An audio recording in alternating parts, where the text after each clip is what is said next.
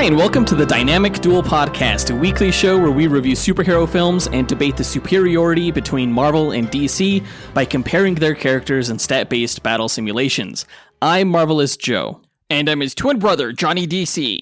And in this episode, we are going to review the latest DC film release, Black Adam, starring The Rock. We are. Say, it was one of the more entertaining movies that I've seen, and that hurts me personally to say that as a Marvel fan. Yeah, no, the film is totally badass. With the release of Black Adam and coming off of the She-Hulk show, I just gotta say, I think the hierarchy of power has changed in the fandom world, and I'm pretty sure DC's on top right now. Just want to put that out there.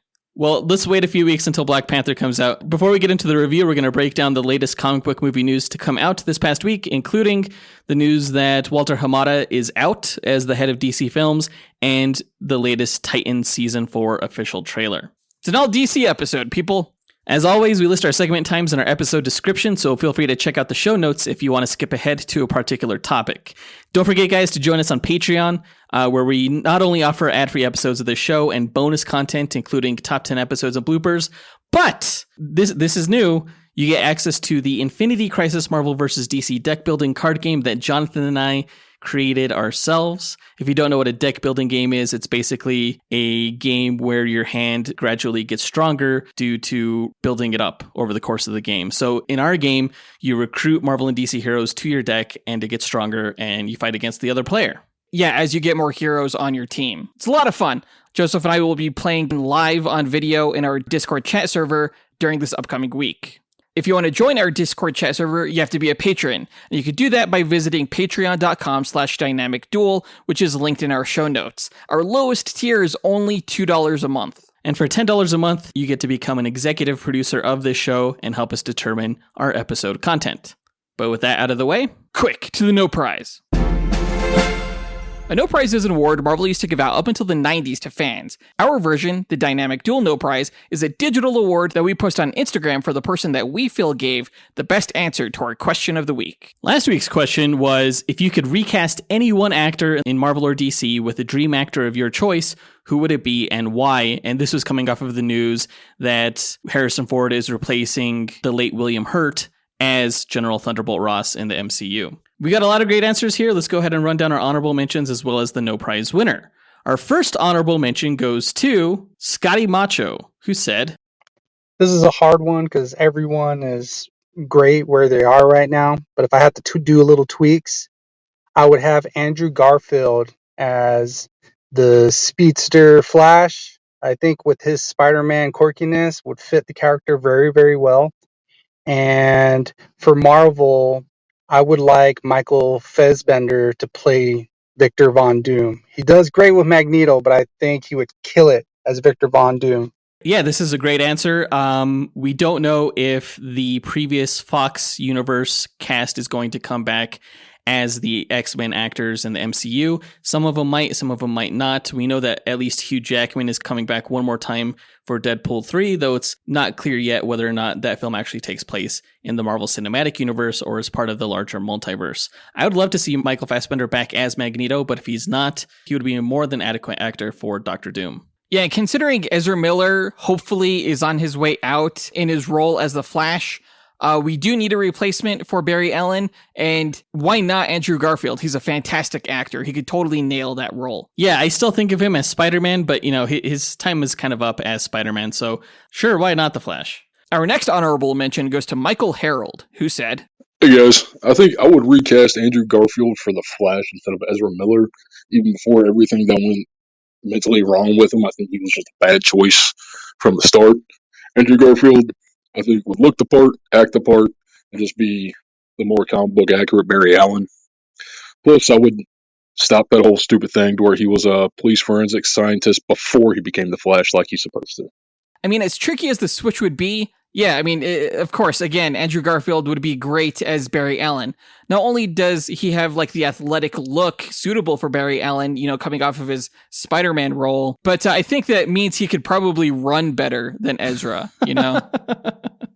Yeah, there have been a lot of fans that were against Ezra Miller from the get-go because he just doesn't kind of fit their ideal of what the character should look and act like on the screen. Our final honorable mention goes to Miggy Matanguihan, who said, Hey, what's up, guys? This is Miggy. Now, I've used this answer for a previous question of the week, but it's so nice I'm going to use it twice. I would recast The Flash with Andrew Garfield instead of Ezra Miller, because, like you know, I've never liked Ezra in the role, and I think Andrew could bring that smart, loner, charming vibe that Barry needs. Holy fuck, note to Warner Brothers. Everyone hates Ezra Miller and loves Andrew Garfield. We didn't get a huge variety in the answers for our question of the week last week, so I thought it would be funny if I picked all three honorable mentions the same answer. Apparently a lot of our listeners specifically would like to see Andrew Garfield in the role of the Flash as opposed to Ezra Miller, and I think that may have all been influenced by Miggy Matanguihan's first mention of that concept a few months ago in one of our other question of the weeks. Yeah, kudos to Miggy. We want to give a quick shout out to Landon Parker for taking the time to visit our website and record an answer. But the winner of this week's No Prize is Noah Terry, who said, Hey guys, and if I could recast any Marvel or DC actor, I would recast William Dafoe's Green Goblin as the Joker. I just feel like he'd be absolutely perfect to work for DC, and he'd be a much better Joker, even though he's a perfect Green Goblin. I'd always love to see him as the Joker, so that's my answer. Thanks. Bye, guys. Yeah, Willem Dafoe as the Joker would be perfect fanboy casting. I'm not sure if Noah Terry is referring specifically to Jared Leto or Joaquin Phoenix or Barry Keoghan in the Batman universe. But yeah, either way, Willem Dafoe would be great. Note that his name is Willem Dafoe, though, not William Dafoe. Yeah. I mean, as far as I'm concerned, recast all of those actors with Willem Dafoe, even as great as Joaquin Phoenix is in the role. Like, Willem Dafoe was born to play the Joker, and I don't think anyone's denying that. Wouldn't it kind of be weird, though, considering that Willem Dafoe is Volko in the DCEU? Plot twist, Volko was actually the Joker who was just manipulating Aquaman. I don't know. Anka Shrai actually gave the same exact answer, although he also added that he would like to recast Simu Liu as Shang-Chi with Andrew Koji, who was the actor who played Storm Shadow in the recent G.I. Joe Snake Eyes movie. But I actually really like Simu Liu in the Shang-Chi role. Yeah, me too. So congrats to Noah Terry and Anka Shrai for winning this week's No Prize. If you, the listener, want a shot at winning your own No Prize, stay tuned to later on this episode when we'll be asking another question of the week. And now that that's done, on to the news.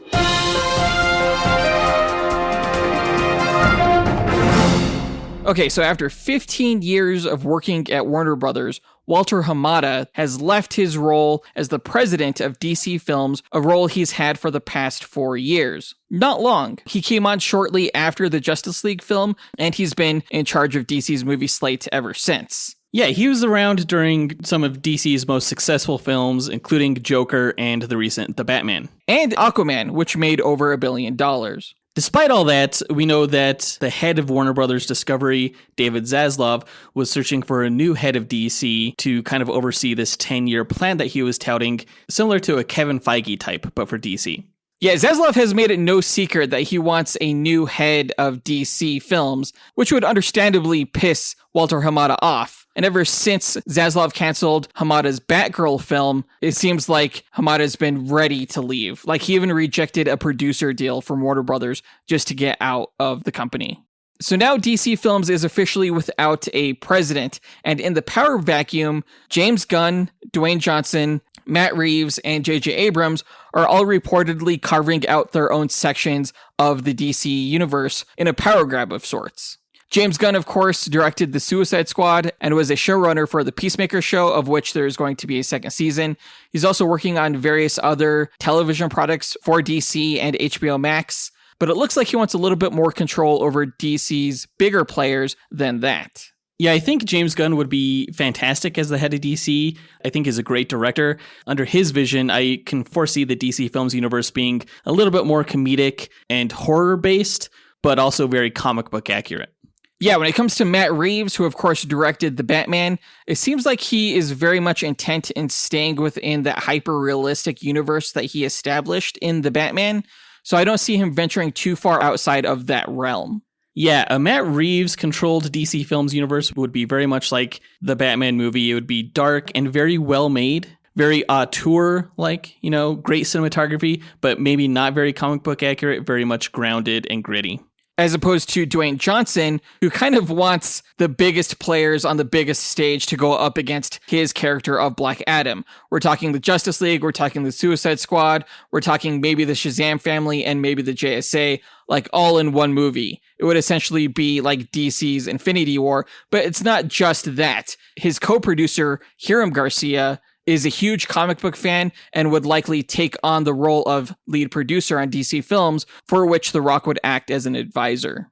And The Rock has a lot of power in DC as a producer, as a blockbuster action star. He actually went around Hamada to the heads of Warner Brothers Pictures in order to get a certain cameo in the Black Adam film that we'll be talking about later. So what you're telling me is that The Rock really did change the hierarchy of power in the DC universe? He did. He is a man of his word, apparently. Yeah, I would foresee a Dwayne Johnson-led DC Films universe as being very entertaining, very popcorn film driven. But its biggest strength, I think, would be that The Rock seems to listen to fans. Oh, yeah, absolutely. It would be almost the opposite of the Matt Reeves universe, I think. Yeah, and as far as J.J. Abrams, we know that he has a Superman project in the works that's being written by Ta-Nehisi Coates, although I've also heard that that project has been scrapped completely.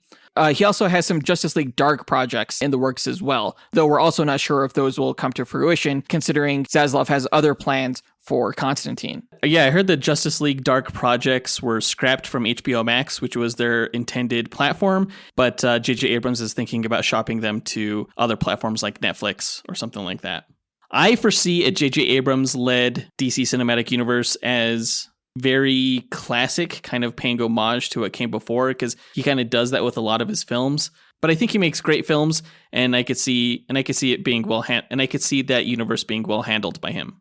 Yeah, of all of the potential big players in DC Comics right now, he has the most experience of reinvigorating franchises, including Star Trek and Star Wars. Although to varying degrees of success, we'll say.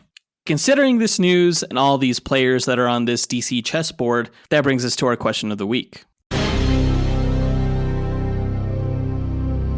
Whose vision of the DC film universe are you most interested in? The Rock's, James Gunn's, Matt Reeves, or J.J. Abrams? Record your answer at dynamicduel.com by clicking on the red microphone button in the bottom right-hand corner, which will prompt you to leave us a voicemail. Your message could be up to 30 seconds long, and don't forget to leave your name in case we include you on the podcast. We'll pick our favorite answer and award that person a Dynamic Duel No Prize that we'll post to Instagram. Be sure to answer before October 29th. In other news, we got our first full-length official trailer for Season 4 of the HBO series Titans. The show, of course, originally started on the DC Universe app, and since then, it's been a pretty good show that now has HBO Max money behind it, and I think it shows in this trailer. It's a pretty solid trailer. I think actually most of the trailers for the Titans television show have been pretty solid. This one is no exception. I didn't start watching the show until season 3, which we reviewed last year. And I have to say that I enjoyed it more than I thought I would. So I'm actually really looking forward to season 4, which premieres November 3rd, just like a week from now. Yeah. This season, it looks like the team has gone to Metropolis, where they're going to go up against Lex Luthor, who apparently now has ties to the Church of Blood. That's a very interesting angle. Like, Lex Luthor in the comics has never really been too involved in the occult. He's much more of a science type guy, but we'll see how that plays out during the show. Of course, Lex Luthor is responsible for the creation of Superboy, and it looks like that dynamic is going to play out this season. Considering we're also dealing with the Church of Blood, though, Raven, whose mom was a member of the Church of Blood, also looks like she'll be very involved this season, as she's the one who's kind of starts off the trailer investigating the disappearance of this young girl, but then she's attacked in this premonition that she's having. We get our first look at the villain Jinx in this trailer, and it looks like she may be being recruited by Nightwing to be a member of the Titans team, which is interesting because usually she's a villain. What are her powers? She was like bending laser beams and like sending shockwaves through the ground.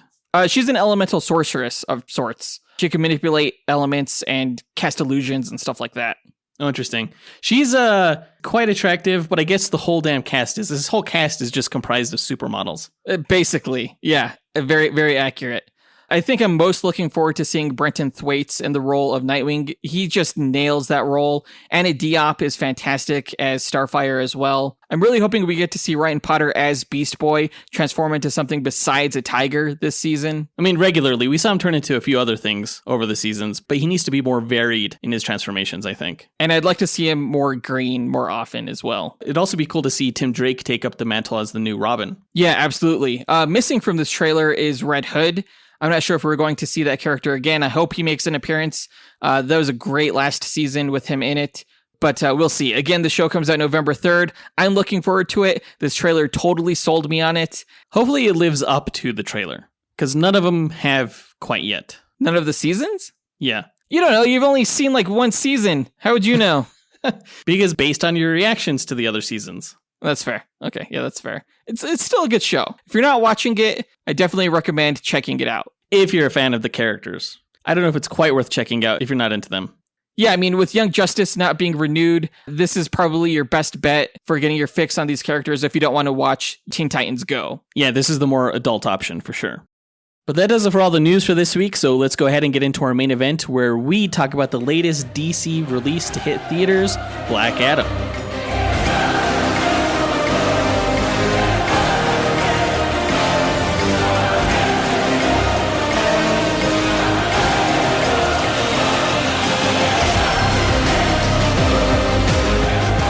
Black Adam is the latest blockbuster theatrical release from DC Films, directed by Jaume Collet Serra and produced by Dwayne "The Rock" Johnson, who also stars as the film's title character. It's a film that's essentially been 15 years in the making. The Rock first announced that he was cast as the villainous Black Adam back in 2007, but that was for a Shazam movie that was going to be directed by Peter Segal. After numerous false starts on various Shazam projects, Peter Safran finally got a Shazam film in theaters in 2019, for which The Rock was an executive producer. He was originally supposed to be the villain of that film as well, but it was ultimately determined that to do both characters of Shazam and Black Adam justice, they needed their own separate films with separate tones. And we finally have that Black Adam movie, which is just as brutal and action-packed as The Rock has always promised. I've seen it twice now in theaters, and I had a blast each time, so it's been really confusing and disheartening to see other critics' reactions to it. As of this recording, Black Adam sits at 40% on the Rotten Tomatoes meter, though it has a 90% favorable rating from audiences. 40%? Really? Yes. What the hell kind of movie are they watching? That's a worse score than Thor: Love and Thunder. That's fucking crazy. It's fucking anti-DC bias. Like, I'm sick of it. Okay. It's ridiculous. You can't even deny it now. You cannot. You know what She-Hulk's Rotten Tomato rating is? What? 85%. Really? Yes. They're all on the Disney payroll, man. It's not a conspiracy theory anymore. I mean, this film is a damn solid bit of entertainment, a damn solid action movie. Yeah, totally. If you haven't seen the movie yet and you're on the fence, fuck the critics. Go see the movie in theaters. You'll have a blast. You'll definitely want to see it before listening to this review because we'll be spoiling the film's surprises, and there are several. Now, leading up to the film, The Rock talked about how much of a game changer this film was going to be, how Black Adam was going to change the hierarchy of power in the DC universe. I'm not quite sure if it did that because I'm honestly still not sure what that exactly means, but I would say that Black Adam is now like at the top of the hierarchy of badass DC films. I'd actually argue that when it comes to full-on, brutal, superpowered action, Black Adam may be the most action-packed superhero film ever made to date, and definitely the most violent PG-13 film. So many people die. Yeah, in really brutal ways, too. It's almost like a reverse horror film where the guy doing all the brutal killing is actually the hero. It satisfies this kind of weird craving to see bad guys get served justice in the most brutal possible way. It's kind of like The Punisher, but if The Punisher had powers, you know, like on the level of Superman. And it's just to see him go all out in murdering all these fools. And seeing how like creative he could be in doing it, you know? I think that's a pretty good description of Black Adam, the Punisher with Superman's powers or Shazam's powers. That's actually how I describe him to other people who aren't familiar with him. And let's be honest, Black Adam is a pretty obscure character, and not a lot of people know Shazam, and even less people know Black Adam, prior to this movie at least. There's not a lot we haven't seen here before, though. Like, not only do you have a young boy receiving the powers of Shazam, but you also have Eternium, a rare mineral found only in a single country, a la vibranium. You have a team of superheroes, one of them with wind powers, that have a plane that comes out of the grounds of a mansion, a la the X-Men. Atom Smasher can grow like we've seen Ant-Man do, and of course Dr. Fate didn't do anything we hadn't already seen Doctor Strange do, specifically in Avengers Infinity War. Though, I think we can all admit that Dr. Fate looked a hell of a lot cooler doing it. I can't admit that, no.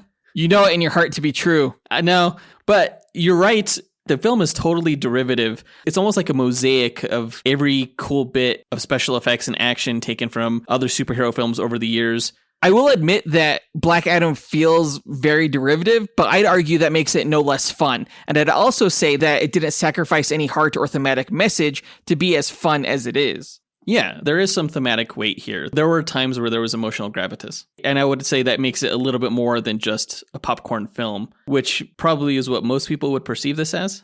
Yeah, I remember the second time I saw it with you, and you said it was DC's most Marvel film to date. And Marvel films are known for being, entertaining and stuff like that. Normally, I don't place a lot of value in entertainment. I much prefer stories with a strong thematic message. And I think that Black Adam, as fun as it was, still had that. We're almost to the point now with superhero cinema where anything that you do, you can already say Marvel did it first. It's like the Simpsons did it episode of South Park. Marvel did it because it's been around so long by now. Yeah, they've had so many projects as well. Marvel itself is struggling to find new ways to present these stories to audiences. Well, fortunately, I think Black Adam does do some new things. The core theme of Black Adam is heroism. The rage-fueled Black Adam has no qualms about killing and makes no claim of being a hero, though he will protect innocents. While the people of the fictional Middle Eastern nation of Kahndaq see Black Adam as their hero, a savior, Hawkman of the Justice Society does not, primarily because of Black Adam's willingness to kill. The two characters come to literal blows several times over the issue of killing, though it's Adriana, the character who freed Black Adam from his magical prison, that explains that making the distinction between hero and villain, good and bad, right and wrong, is easy when you're the one that gets to draw the line.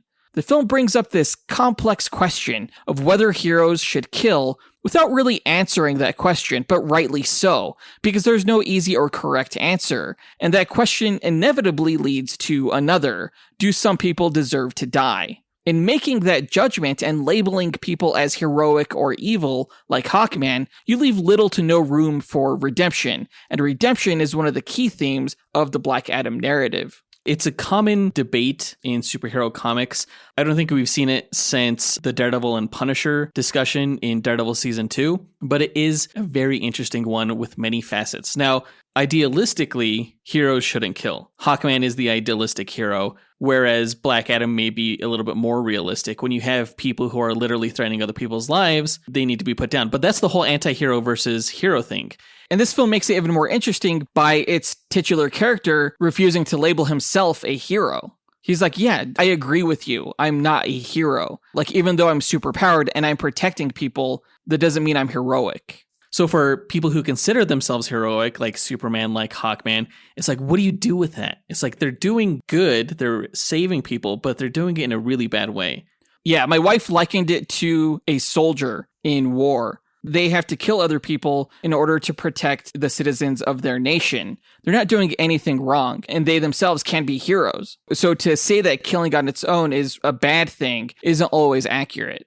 I guess it all ties back to your capacity to not kill, basically. Superpowered beings have the capacity to stop bad guys without necessarily killing them. They have the power to restrain. They have the power to injure without killing, and other things like that.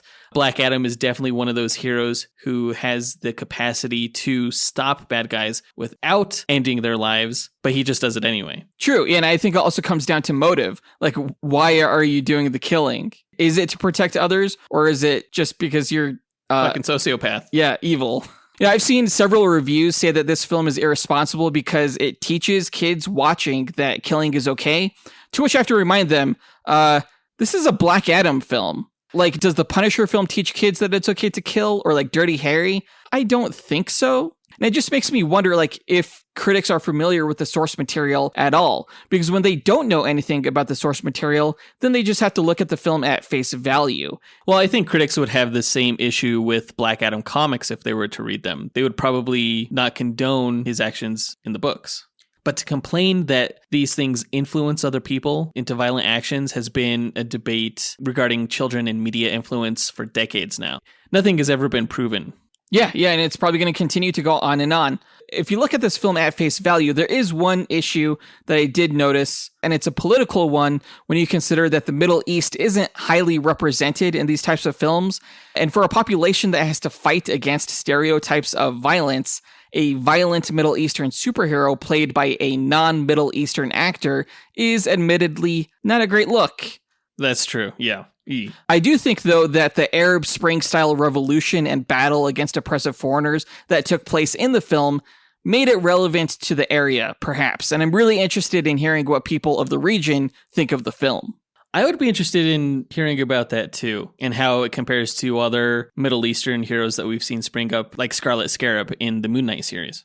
I'd always liked the idea of The Rock in the role of Black Adam, though I do remember being a little apprehensive when it was announced that he would be headlining his own movie. The character of Black Adam is a Shazam villain, though to be fair, in the JSA comics, he had a heroic turn being a member of that team, and ultimately he evolved into the anti-hero he is today. So when it was announced that the Justice Society would be in this film, that definitely alleviated my apprehension for a Black Adam solo film. Some reviewers have called the Justice Society the dollar store Justice League, and that they were used in this film just because of all the drama or cost of getting the Justice League actors, but I don't think that was ever the case. Black Adam has a history with the Justice Society, a team that's been known to take in reformed villains and young amateur heroes as a part of its roster. I never thought I would ever see the JSA on screen in this way, done justice like this. Dude, it was so amazing to see the JSA on screen. Like the character designs, the costumes, the special effects for all of the characters in this movie, not just the JSA, were just top notch. Like I feel like we've settled for such mediocre special effects recently in film and television due to COVID. So it was nice to see a film as polished as this. Now, granted, we only got 4 JSA characters here. 2 of them, which I really consider primary members in Hawkman and Dr. Fate. It was cool to see the legacy of the team, though. We also had the Black Marvel family, albeit before they got their powers. What's the Black Marvel family? The Black Marvel family is Black Adam's family. Why don't they just call it the Black Adam family? Like the Shazam family? Because Shazam used to be known as Captain Marvel. So there was the Captain Marvel family, and then there was the Black Marvel family. Don't ask me, ask the comics. DC ripping off Marvel again with the name Captain Marvel. No. Fawcett had it before Marvel Comics did. We all know the history here. If you guys don't know the history of Captain Marvel and Shazam, we talk about it in one of our episodes. I think the Shazam review. Or the Shazam versus Black Bolt episode, I think. Going back to the Black Marvel family, in the comics, Adriana and Amon Tomaz become Isis and Osiris, respectively. They're sort of like the Shazam family that's made up of Billy Batson's foster siblings. So the mom and the kid in this movie become superheroes themselves? Yes. That's interesting. Yeah, I always thought that Shazam's power to transfer his power onto others was one of the more unique aspects of it. Well, Adriana, when she becomes Isis, she actually gets that from a different power source, but Amon does get the power of Black Adam, his same powers. And he gets to tie in his super skateboarding ability in with that. There you go. There you go. Family has always played a major part in the Shazam side of DC, and it was absolutely an important aspect in the Black Adam film.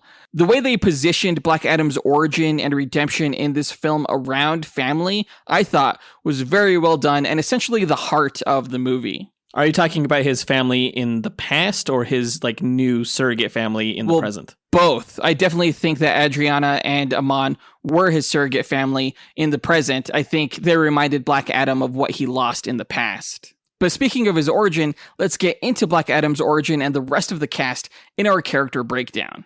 Now, Teth Adam, aka Black Adam, was of course played by Dwayne "The Rock" Johnson, one of the most charismatic actors in Hollywood. His signature smile ranks right up there with actors like Tom Cruise.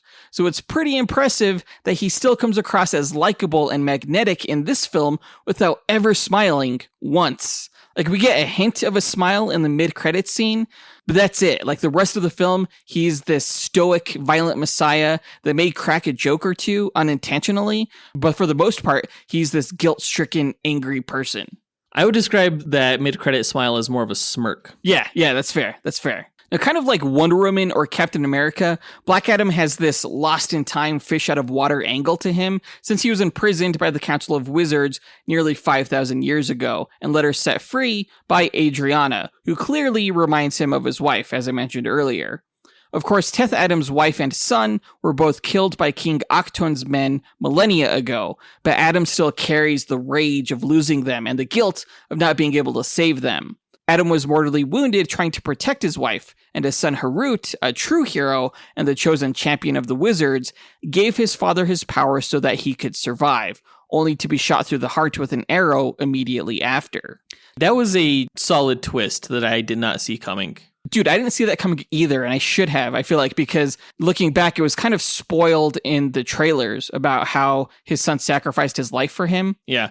From the opening scene, I thought that they had changed Black Adam's origin so that he was a kid like Billy Batson, and I hated that. Like, I was not happy with this film starting out because I thought that they were implying that this kid was killing people. So when the twist came later on, I was really relieved, and I thought that was actually really, really well done. Because it's a new origin that we haven't seen for the character before, but still retains a lot of the elements of what we've seen in the comics. You know, his initial origin was that he was a Kandaki man that was enslaved by the Egyptians, and then an Egyptian priest, Octon, and Vandal Savage took over Kandak and killed his family, and that's what made him turn evil. In the New 52, his nephew gained the power of Shazam. He was worthy of it.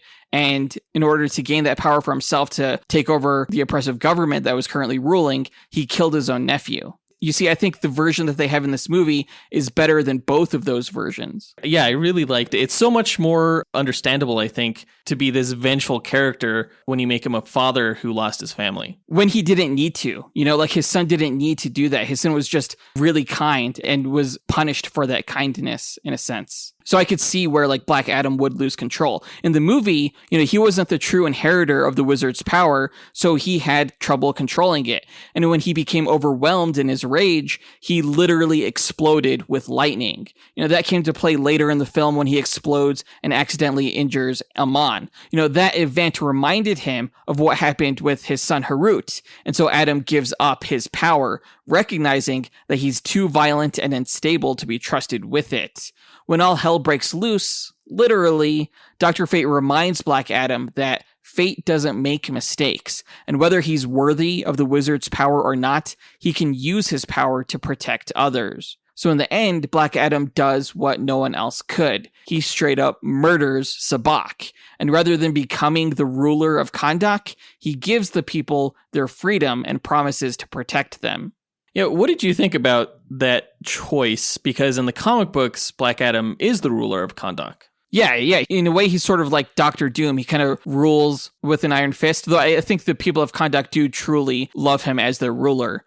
I kind of liked the fact that he destroyed the throne, because if he was ruling over the people, then they still wouldn't be free. Like, they would still just be under the oppressive rule of a violent man. You know, this kind of changes things. He's going to let them do what they want, and he's going to protect them so that no one stops them from maybe establishing a democracy or doing, you know, whatever they want. He gave them that choice. Yeah, it was a choice that goes against the comic books, but I think it is the better choice for the movie, given the character that they have set up here. Like, this version of Black Adam doesn't seem like the ruling type. No, I agree. And I think it goes fully along with the movie's theme of freedom. It works within the world that they set up. Yeah, The Rock's version of Black Adam is more like the lethal protector than the governmental leader type character. Yeah, and he was super lethal. Like The Rock was saying how violent he was, and I was watching the trailers and I'm like, I don't know, bro. Like, he doesn't look like that violent. But once the movie was going and like he was like ripping dudes' arms off and stuff like that, I was like, holy shit, this is like some Mortal Kombat fatality stuff. Do you have a favorite kill from the movie? Well, I mean, ripping Sabak in half with like the lava pouring out of him was pretty badass, especially because he got to use his catchphrase, tell them the man in black sent you. Like, that was such a great moment. But like for the inner gang kills, I would say my favorite one was where he was checking one of their bikes to see if Amon was in there. And when he wasn't, he like took the inner gang guy on the bike, threw him like far into the horizon, and then sped up the bike so that like crashed and exploded into him. That was a good one. That was crazy. I like the very first kill that he had. My thought while watching that was like, he just raided into this guy. Totally. Combat. Yeah. But I also liked when he just like yeeted guys, especially the last one on the bike when Dr. Fate's like, where is he? I could check his mind. You didn't kill him, did you? And he's like, he didn't make it. I thought that was pretty good. Yeah, that was great. Solid joke. Yeah, the whole theater was laughing at that. That was great. Now, I mentioned costumes earlier. I thought Black Adam had a really cool costume, especially towards the end of the film when he came back. Like, he had more gold on the costume and he had his cape back and stuff like that. I thought that looked really cool. Yeah, was just flawless. Moving on to Hawkman, aka Carter Hall, he was played by Aldous Hodge. I haven't seen Aldous in too many other films. I know him primarily from the TV show Leverage, but he was a badass Hawkman, and his performance really stood up against the rocks. He was a Boy Scout character without seeming too much like a Boy Scout. It was almost like they took the Boy Scout and badass archetypes and then melded them into one, which I think is a great testament to his character. Yeah, and performance. Now, they didn't really go into any depth regarding the backstories of the Justice Society, which I think is probably the biggest point against the Black Adam film, honestly. I know the movie had tie-in prequel comics for the JSA characters, and I remember that they advertised those comics at the end of one of the Black Adam trailers, but I did not read them. In the film, I didn't really get any sense of Hawkman's history and how he's the reincarnation of an Egyptian prince or the soulmate of Hawkgirl. And with the film only giving a cursory mention of nth metal, Hawkman was probably the most divergent character from the source material. And that's not surprising because Hawkman's backstory is very convoluted, but I was hoping for a little bit more. Yeah, he seems kind of like a Bruce Wayne type character. He was like rich, had this large mansion, and he appeared to use what was tech, with his infrared mode and his futuristic plane. There was no indication that any of this was like Thanagarian tech or what was going on there. Yeah, totally. I've always pictured Hawkman as much more of like a blue-collar Indiana Jones archaeologist type hero, but we definitely didn't get that in this film. I actually thought, considering the fact that Hawkman and Dr. Fate both have histories in ancient Egypt in the comics, that they would have played up on that in this movie, but they didn't. Now, as I mentioned earlier, Hawkman was the foil for Black Adam in this movie, the one who put the Justice Society team together in order to imprison Black Adam in Amanda Waller's secret underwater prison. Amanda Waller had ancient, detailed files on Black Adam that not even university professors like Adriana were aware of, and Hawkman felt that Black Adam was too unstable and powerful to exist in the modern age. He's continually reminded that Kahndaq is not his country and that his authority is not recognized, but that doesn't stop him from trying to ensure global stability. In the end, Black Adam saved the day when he did what Hawkman and his team could not. And while he still didn't condone killing your enemies, he did at the end respect Black Adam and warned him that his style of justice has consequences. Yeah, and hopefully they explore that more in the sequel. Totally, yeah. There's so many setups for future movies. I can't wait to see what they do. Now, appearance-wise, Hawkman, as we all saw from the trailer, looked really, really cool. Again, probably not quite comics accurate, considering he wore like chest armor and stuff like that, but it made sense when he was going up against someone as powerful as Black Adam that he would be fully covered. I don't know how Aldous Hodge pulled off that dorky-looking helmet, but he did. Totally did. Hawkman looked really cool in this movie. Those wings, how they were like made out of nth metal, they weren't like feathery and stuff like that. I thought that was a great touch. The nth metal weapons that he used, how they could like transform and energize, that was so cool. I think it introduced the character to a whole lot of people who never even knew about the character and might end up being some people's new favorite. Yeah, the whole weapon thing that could transform into like a shield and an axe and a mace and stuff like that. I feel like they kind of borrowed from the New 52 version of Hawkman, where he could summon and create like nth metal weapons, like whatever he wanted. I thought that was a really cool touch. He did seem a little bit amped up, though, in this movie. Like, Hawkman can't typically go to blows with Black Adam or Superman or people like that, right? Oh, I mean, he's gone toe-to-toe with Black Adam in the comics before. I don't think he's ever won. But no, he could hold his own against him. The only time I ever saw him going up against Superman was with the Claw of Horus, and that like gave him Superman level strength. They do establish in this film that nth metal is strong and unbreakable, just briefly. I think that's Hawkman's strongest aspect when going toe-to-toe against Black Adam, is his durability, not necessarily his strength. Okay, yeah, that makes sense. When it comes to strength, that's just how hard he swings his mace. All of that comes from the energized nth metal. I'll accept that, yeah. Moving on to Dr. Fate, aka Kent Nelson, he was played impeccably by Pierce Brosnan. I am so jealous. Yeah, you are. Pierce Brosnan is fucking awesome. He's one of my favorite actors, primarily because he played James Bond. And as our listeners probably know, if they've listened for a while, I love James Bond. It's like my next favorite franchise after Marvel. But there have been no James Bond actors in the Marvel universe. And you guys have had Timothy Dalton and now Pierce Brosnan. And they both are exceptional in their roles. Oh, dude, Brosnan's subtle performance choices, like even something as simple as pulling out and eating a mint during a conversation, made the character way more believable and interesting than I think most people could have played it. It's almost like a masterclass in acting, and it's admirable that he put so much thought and effort into a role such as this. It's very different from what he did as, say, James Bond. Yeah, that's true. This might be actually the best acting I've seen from him. The thing they did with his voice when he was under the helmet, yeah, they gave me chills. It was really cool. I want that motherfucking helmet. Like, if I could get my hands on a replica of that, I would never take it off. The costume was really well done, too. Dude, it was sexy as hell. Yeah, it made Pierce Brosnan look like a badass. Yeah, with the helmet on or with the helmet off, he looked really cool in that suit. It's a damn shame that we're never going to get a Marvel vs. DC movie, probably in our lifetime, where we could see Pierce Brosnan's Dr. Fate go up against Benedict Cumberbatch's Doctor Strange, because that would be the greatest thing ever. But then again, I guess Kent Nelson died in this movie. Dude, someone needs to make that supercut. Just like take footage from Infinity War and this movie and smash them together. I'm sure that'll happen. Now, Dr. Fate was integral in this film to setting up the stakes. Like, the main bad guy in the film isn't seen until the third act, but Dr. Fate's visions keep us moving in this unknown direction where we see Hawkman impaled and later learn that he's going to die. Without that, I think people would have an even bigger problem with the villain twist at the end, as many critics do. While Hawkman is gung-ho about the mission, Dr. Fate is a bit older and wiser and sees threads of other occurrences going on in the background, specifically the whole Crown of Sabbac thing. The decision Dr. Fate made at the end to take on Sabbac himself alone in order to save Hawkman and distract Sabbac long enough to wake up Black Adam from his prison was so heroic, I honestly teared up. Like, the whole scene of him battling Sabbac through the reflections of his helmet while we see a frail Black Adam fight his way out of the prison to save his family. It was powerful stuff. It was definitely my favorite scene of the movie. It was a great moment and a great testament to show how powerful Dr. Fate is. Yeah, totally.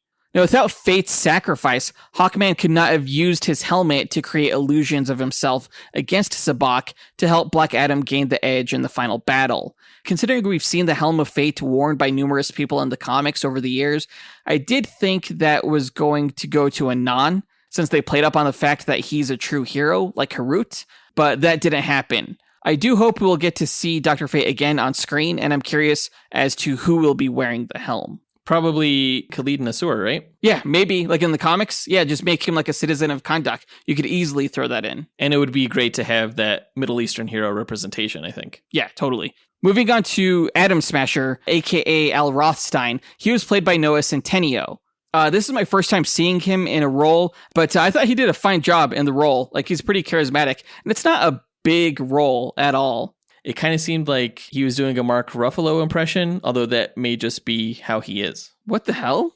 I didn't get that at all. all. I totally got Mark Ruffalo vibes from him. Like, watch the movie again, and you're like, this is just young Mark Ruffalo. I could see, like, the looks-wise, Noah could definitely be, like, Mark Ruffalo's son in a movie or something like that, but Just DC ripping off Marvel. Okay. Just by someone acting and the way they look. Now, Adam Smasher was the audience surrogate somewhat. Like the little we learned about the Justice Society, we learned along with him. I do love that they established he was a legacy hero and that Henry Winkler, of all actors, was Al Pratt, the Golden Age Adam. I was not expecting the Fonz to show up in this movie. That was like the strangest cameo ever, but I kind of loved it. I just love that they hinted that there were like Golden Age superheroes, essentially. Yeah. Now, I will say that in the theater, when I watched this with my daughter, she asked me why he looked like Deadpool. And I just had to be like, that's his mask. Like, that's what he looks like in the comics. I'll prove it. It's the eyes. Like, they did the lenses thing with the mask, the expressive eyes. Yeah. I'm glad your daughter could see that it was a ripoff.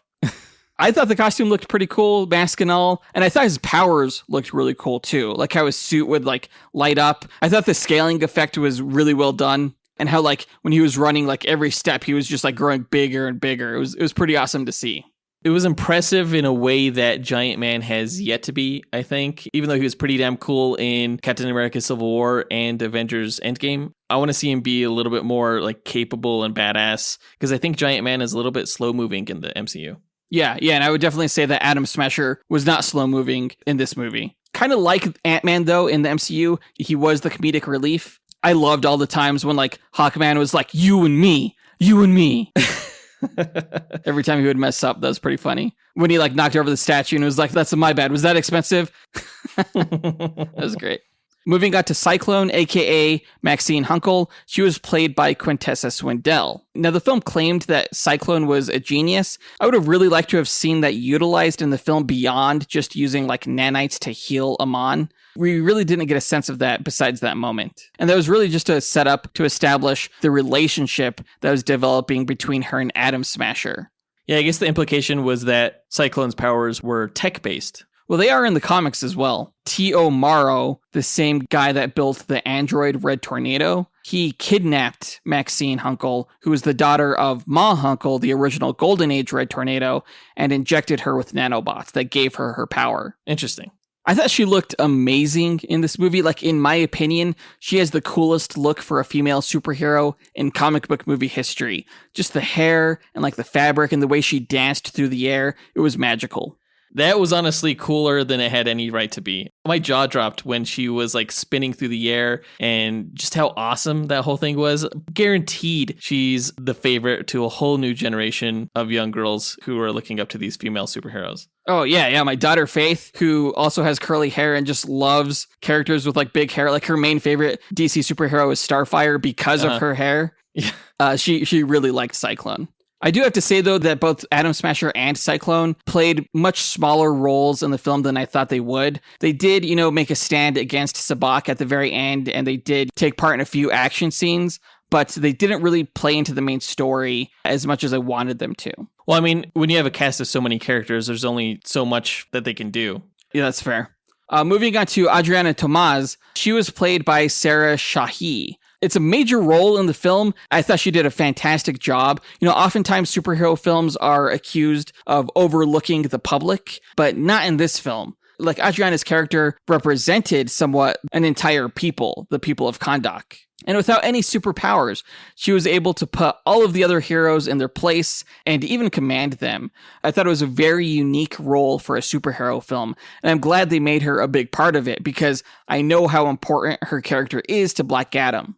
Yeah, once Black Adam showed up, I kind of expected her character to fall by the wayside, but I also was pleasantly surprised when both her and her son remained as mainstay characters in the plot. Yeah, totally. But for someone who didn't want her son to learn violence, she certainly taught it. Like, she was definitely a fighter in the movie. And, she never wanted her son to be a fighter because she saw him as better than that, I guess. I can't wait for them both to hopefully get powers in a Black Adam sequel. Yeah, me too. Now, speaking of Amon, he was played by Bodhi Sobonqui, and I'm sure I totally butchered that name. Of course, his character is Adriana's son in the movie, but in the comics, he's her younger brother. I do wish that they would have cast the role a bit older, because his voice and just his dialogue came across as kind of annoying after a while. I'm the last one to criticize someone's voice, but I think if they cast the role a little bit older, it would have come across as a little bit less cringy. Well, it's just, the nature of child actors. It's hard for them to kind of speak with any kind of authority. The only time I was annoyed with the kid was, one, when he was doing nothing but skateboarding instead of walking, because it just seemed very impractical. But two, when he ran out and tried to get the people to rise up against the Sabak zombies, he was like, everybody, we got this. You can do it. No one's going to listen to a kid shouting like that, Like, they try to draw a parallel between him and Harut, Black Adam's son, but it just didn't quite work for me, I think, realistically. I see a lot of hate for Amon online. Like, a lot of people say he's like this outdated cool kid on a skateboard that becomes friends with a superhero type of character. It was very 90s. Yeah, totally. But I would say he is the heart and hope of the film. Like, he wants to be a fighter like Black Adam or his mom, but when the demon soldiers emerge from hell, his mom encourages him to inspire others, like Harut, because that's what heroes do. Sometimes they fight, sometimes they kill, but they should always inspire. Finally, I want to talk about Ishmael, aka Sabak. He was played by Marwan Kenzari, who also played King Akhton in the flashbacks. I guess he also did mocap for Sabak, and originally Sabak looked a lot more like Marwan, but they changed his face, I guess, later on to look more like he does in the comics, which I think was a mistake. Like, if you look at action figures of Sabak, he definitely has Marwan Kenzari's face, and not like the one you saw in the final version of the film with like the goatee and stuff like that. Maybe they should have just given the character a goatee to begin with. Yeah, they could have done that. The character of Sabak looked pretty fake, pretty CG, but I think if they kept his original face, it would have helped sell the character as real. Sort of like, what they did with She-Hulk. I don't think that would have been bad at all. I thought the character of Sabak was pretty awesome, but I have no idea where he came from. Hell? Yeah, but like, apparently there's Shazam wizards in hell or something? No, there's 7 demons in hell, the Rock of Finality. It's like the flip of the Rock of Eternity. Instead of like a council of wizards, there's a council of demons, and they have their own champion, Sabak. Yeah, but they didn't explain any of that. So like all of a sudden he was in hell, not quite dead because he had the crown of Sabak, and so he was able to meet the demons who gave him the power. I think I get all of that, but I still think they should have done at least some setup or foretelling of these demons.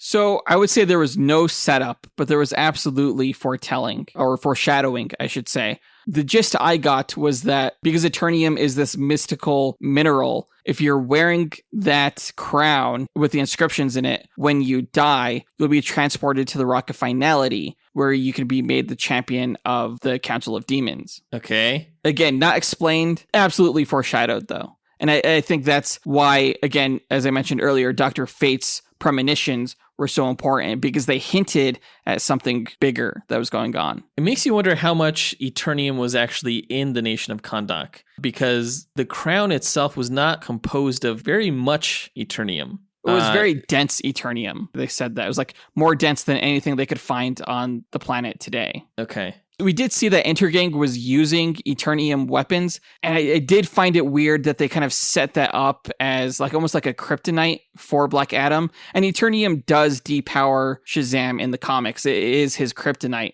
But the fact that they didn't use that again later on in the film was kind of awkward, I thought. Yeah, on one hand, you don't want to see these materials being used as a crutch against the hero. But on the other hand, if you set something up, it makes viewers question why it's not being used again. Right, exactly. Now, in the movie, Ishmael was the leader of Intergang, but in the comics, Intergang is equipped with weaponry from Apocalypse. They may still be able to tie this version of Intergang in with the dark side that we saw in the Snyder Cut, but we'll see. You think maybe Darkseid gave them futuristic Eternium-powered vehicles? Or maybe just the vehicles, and they're using Eternium to power them on Earth or something. I don't know. I think it can be done. I don't think this is the last we'll see of Intergang. I don't think Ishmael, created them, What did you think of Intergang's inclusion in this movie? Do they have any sort of tie to Black Adam's origin in the comics? Oh, yeah. In the comics, they did go into Kahndaq for a brief time, where they were causing havoc, and they wanted Black Adam on their side, but Black Adam just straight up murdered all of their asses. Just like in this movie. Yeah, exactly. Let's move on to the plot breakdown. In 2600 BC, the tyrannical king of Kandak, Akton, enslaved his people and forced them to mine for Eternium so that he could use the magical mineral to create the crown of Sabak. A young slave boy named Harut attempts to stage a revolt against Akton, who has the boy executed, but not before Harut was magically transported to the Rock of Eternity and blessed with superpowers by the Council of Wizards there. We supposedly see this champion, Harut, kill Akton before disappearing for millennia. There was so much exposition here. I swear that like half this movie's plot actually takes place during the first 10 minutes of this movie. It was a lot to take in. You know, that's probably fair between like this opening scene and the flashback that we have later on. Yeah, a lot of story does happen during those scenes.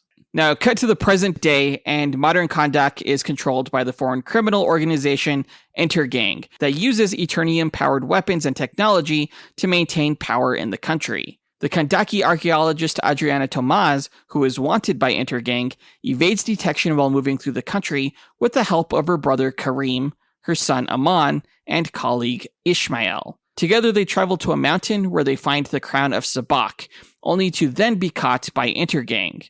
After reading aloud ancient writings written into the stone of the cave, Black Adam is unleashed and proceeds to kill all of the Intergang soldiers, while Adriana and Karim escape with the crown. This scene was so fucking awesome. Between like the whole tomb raiding aspect of it to the freaking destruction that Black Adam causes amongst Intergang. It was dialed up to 11, like right out of the gate. Yeah, absolutely. That Black Adam, man, he doesn't take no guff from nobody. Guff. I mean, shit. He straight up murdered everyone in that room, except for Adriana, of course, and that was kind of what clued her into the fact that, hey, he did have this heroic aspect in himself. She believed he did, even if he didn't believe that. But having like the exterior battle against like the helicopters and the tanks right after this cave battle just kind of kept that action momentum going. It was awesome. It reminded me a lot of like the Quicksilver scene from X-Men Days of Future Past, but a lot more violent. Yeah, the music cue there was pretty good. Paint It Black by Rolling Stones. Yeah. I didn't love a lot of the music cues in this movie, but I did like that one. I liked this one, especially because they were playing the Paint It Black riff in the score leading up to this scene. But other times when they inserted music, they didn't do that. My least favorite was the old school Western music that they inserted at one part in the film, but I thought the rest of it was fine. Amanda Waller orders Hawkman and the Justice Society to bring in Black Adam to her secret prison, and the team departs for Kandak. Black Adam, meanwhile, was injured by Eternium weaponry during the fight, and was taken by Adriana to her home. While out in the city, Aman runs into trouble with Intergang, forcing Black Adam to kill more of its members. Meanwhile, we learn that Ishmael is still alive and is leading Intergang to get the crown of Sabak. I thought it was a little bit weird how Black Adam seemed only to just want to stare at this statue of himself. So I thought it was like weak characterization and motivation on Black Adam's part, but then later on it was all established that that statue was actually of his son, so it made a whole lot more sense to me. I was like, get over the statue, dude. But so yeah, looking at it yourself, really worked. Yeah, once you learn that it's his son, it's a lot more moving. It changes the whole dynamic of those scenes. Yeah. The Justice Society arrives in Kandak and attempts to capture Black Adam, but are unsuccessful. During their battle with him, Dr. Fate learns that Adriana has the crown of Sabak and reveals to her their knowledge of Black Adam's violent history. As Aman returns home with the crown, he is confronted by Ishmael and is kidnapped by him while Black Adam tries to protect him from Intergang soldiers. The initial battle with the Justice Society was awesome. I loved it, especially with Dr. Fate, how he like created the illusion of like ancient Kandak, and you see this bird in the air, and it's actually Hawkman just coming to throw down. It was really cool. It was very well done. And I love how like each of the Justice Society members had like a role in sort of like subduing Black Adam. I loved that like finishing blow from Atom Smasher that turned out to not be so much a finishing blow. It was all just really well done. It was a great action scene on top of great action scene. I was really impressed. After learning Ishmael has taken Aman to an abandoned mine in the desert, Black Adam travels with the Justice Society to get him back. At the mine, Ishmael holds Aman hostage in exchange for the crown. One of my favorite scenes in this movie is where Dr. Fate arrives at Adriana's home and he sees that Karim is there shot and bleeding and he helps him. And Dr. Fate's like, don't worry, I can see the future. This is not how you're going to die. And Karim's like, oh, how am I going to die? And Dr. Fate's like, just stay away from electricity. And he's like, but I'm an electrician. That's so good. And I like how that gave him confidence later on when he was fighting the demon zombies. He was like, don't worry, they don't use electricity or something. Right. Yeah, that was great. Do you feel like the movie went a little bit too back and forth with Black Adam and Hawkman making the same arguments against each other? Well, I think it was only twice, and I actually really liked those scenes. And it's not like they didn't progress the story forward. You know, like when they were fighting in Adriana's apartment, that's how they found the crown of Sabak. You know, that was still there. I also really liked it, you know, when Black Adam was being sarcastic and like took those two Intergang members up into the sky and just dropped them to get information from them. That was great. There were a lot of moments in these scenes that I really liked in this part of the film. Like when Black Adam was searching through the bikes and stuff like that and forcing Hawkman to like save the guys that he was just like annihilating. It was all a ton of fun. Now, after learning Ishmael has taken Amon to an abandoned mine in the desert, Black Adam travels with the Justice Society to get him back. At the mine, Ishmael holds Amon hostage in exchange for the crown. Adriana gives up the crown, but when Ishmael still attempts to shoot Amon, Black Adam loses control and explodes, frying Ishmael and accidentally injuring Amon. Upset by what he had done, Black Adam leaves back for the city. The way the movie played with time here was a little bit strange because apparently it took Black Adam and the Justice Society all night to go from Kahndaq to the mine, and yet Black Adam was back in Kahndaq in an instant after the explosion incident.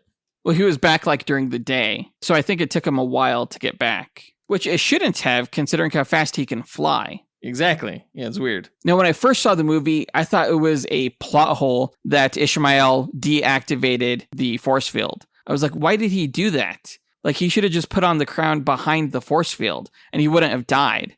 But of course, later on, you learned that that was his intention all along, was to be killed by Black Adam. While holding the crown, yeah. I know it was all in keeping with the theme of like losing control and everything, but Black Adam did seem especially reckless in this scene. Like, he could have killed everybody in the JSA and Adriana through his actions. He's just lucky that they all happened to have some sort of means of protecting themselves as he lost control. Well, yeah, and I think he realized that. I think that's why he eventually gives up his powers later on.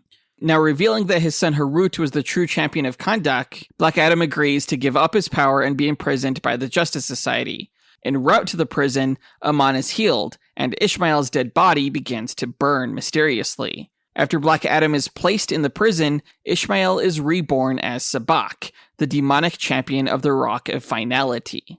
Now, it was kind of confusing to me, because I thought for some reason that Ishmael's dead body was on Hawkman's ship. But I guess he was still in the mine, or I don't know where his body was. I thought they packed it up after Atom Smasher found the body, and it was in Amanda Waller's prison. Well, if that was the case, I'm not quite sure then why Sabak all of a sudden emerged from the ocean right outside the city in Kahndaq. Like, you would have thought that Ishmael's dead, burned body would have been transformed into Sabak, but I guess not. Unless it was, and then him emerging from the sea was basically him escaping Amanda Waller's prison that was at the bottom of the sea. See, I feel like they would have shown that, though. And you would think that Sabak would probably fuck that prison up if that's where he emerged. Right, exactly. I don't know what happened there, honestly.